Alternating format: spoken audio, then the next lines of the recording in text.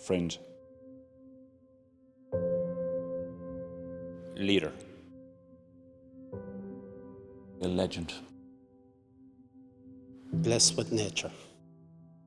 I was one of the very lucky people. I played with him as a teammate. I know him as a clubmate. I know him as a community man and a great family man. And he was a multitude of characters all rolled up in one. I'd say around here they could call him from the class joker to the principal role. He was always a guy who was sincere when the fun was there, maybe always the funny guy when things were at a serious level. On and off the pitch, always a great guy, always thinking of the little guy in the background, helping him out, encouraging him in any way he could.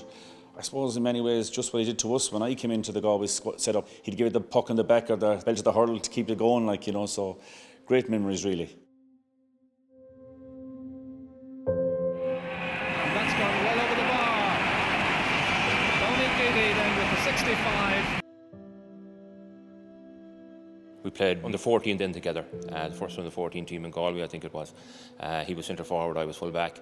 And we've known each other ever since, and even when hurling finished, we were still good friends, and we'd go golfing and we'd meet at functions and things like that, and you'd always have a great laugh with Tony, so we battled in the dressing room together as well.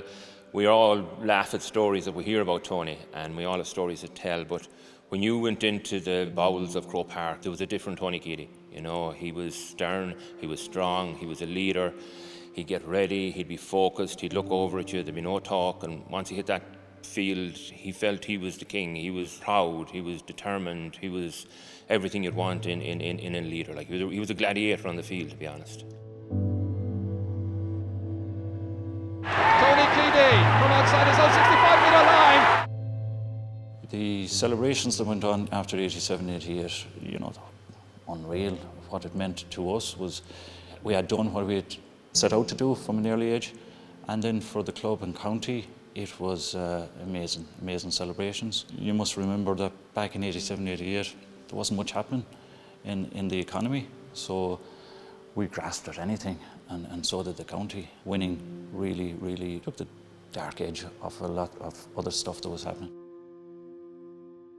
Winning 2 All-Irelands, it meant that you could stand up with the Corks, the Kilkennys, the Tips, and say, lads, you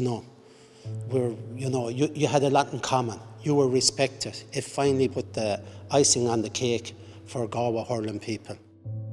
We spent most of the time hurling on each other in training. And after the 88 All-Ireland, Tony came over to me and put his arms around me in the dressing room and he says, Pearse, thank you. Thank you for these last 6 months. As long as I live, I'll never forget it. So you know that you're a living legend?